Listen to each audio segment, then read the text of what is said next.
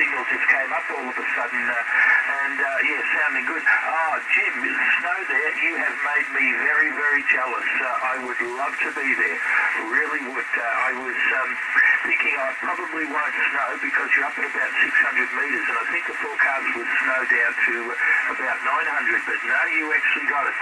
Love the snow. Hey, I lived at Mount Dandenong for a while, and we got snow a couple of times a year.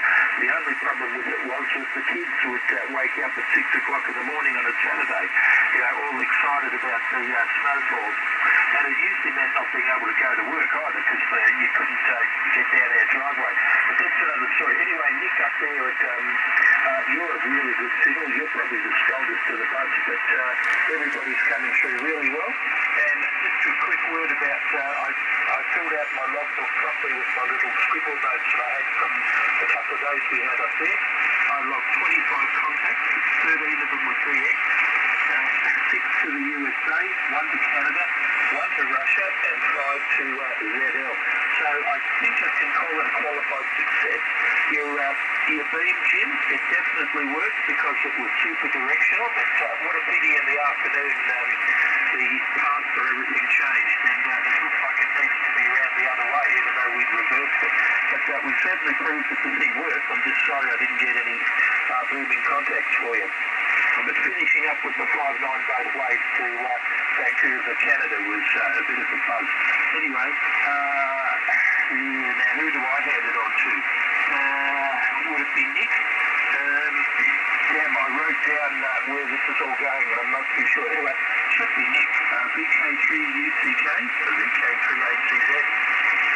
Yeah, VK3ACZ and the group VK3UCK. Yeah, not running nothing too special here.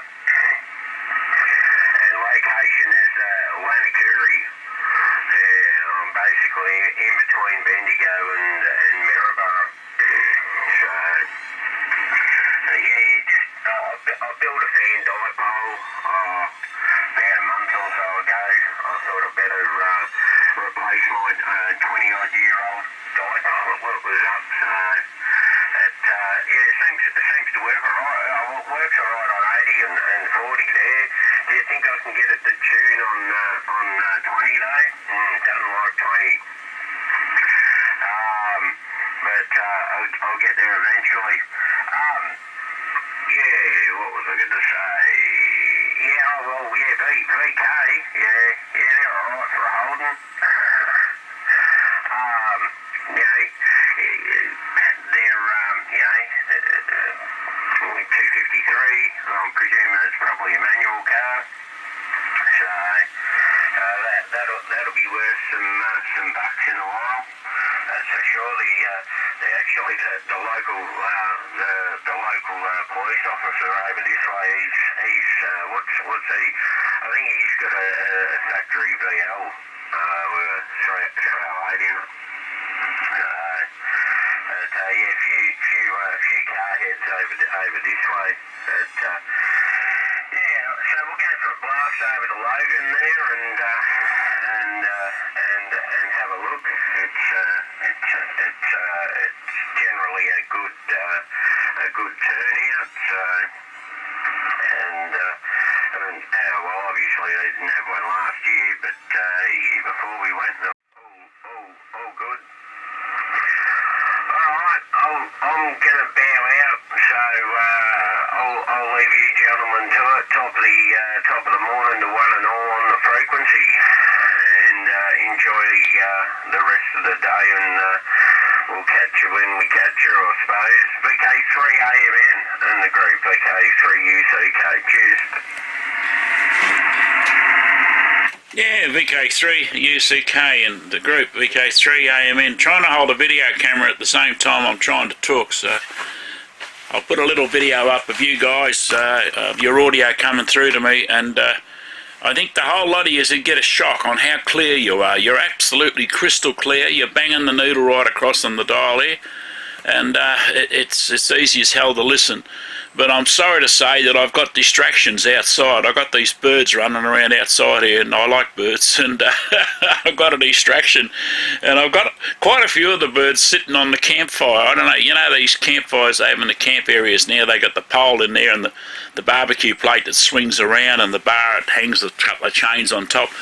It's got one of them on the campfire over here, and we've got the plate turned away from the fire, so it's probably only about 1.5 foot, 2 foot out of the fire. And we've got birds landing on the plate here, and they're actually standing there watching the fire, you know. So that's how cold it is. And Peter, it's not true snow. We've only had sleet. We've had the snow falling and, you know, the floating down, but melting when it hits the ground.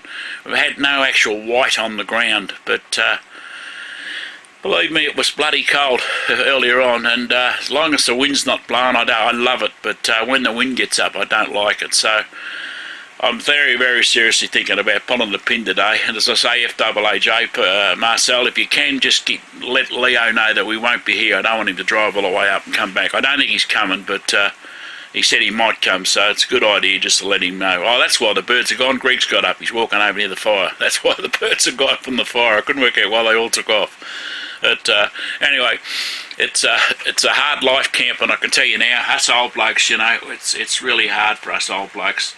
You know, it's really, really difficult. I'm just videoing Greg now stoking the fire, so I get a few photographs of Greg. I was a bit slack the last couple of days. You guys up here, I never actually got the camera out and walked around and videoed you all, which is very, very slack. I normally get a few feet of everybody, but I didn't do it this time. But anyway, it's all good fun. It's all good fun.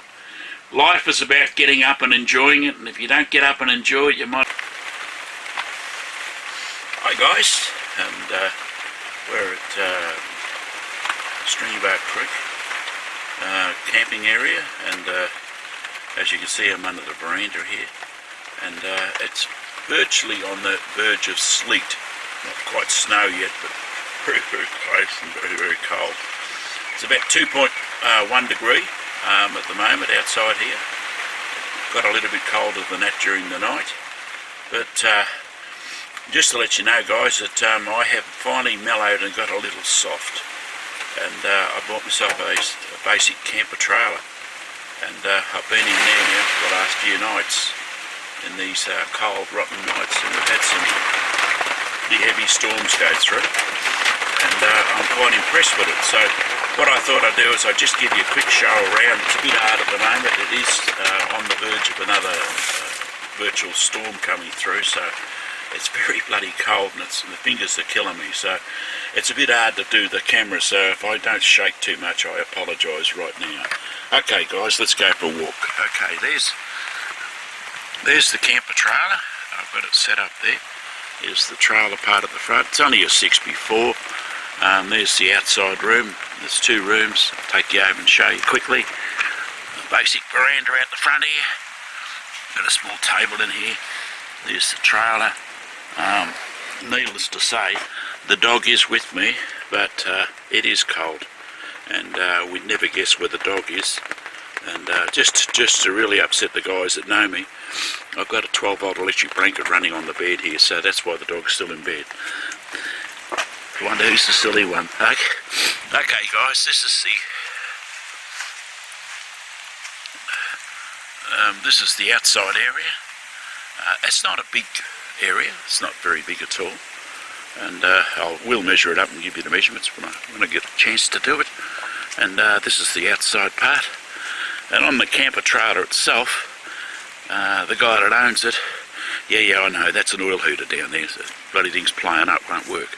Anyway, he's got a roof rack on it. He used to carry a canoe on top of it, and I found it excellent for bringing in firewood.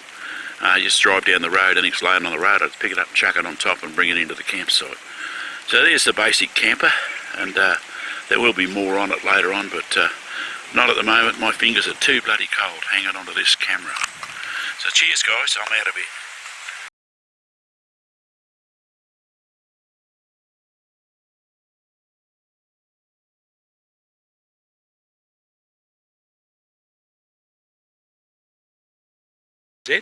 And this is his setup out here at Stringybark Creek. He's got his vertical squid pole up there with the long wire end fed. That's his camp. He's got a little tent out here, and he has real luxury when he's working his radio in the bush. And this is him working here, and we'll go over there and see what happens.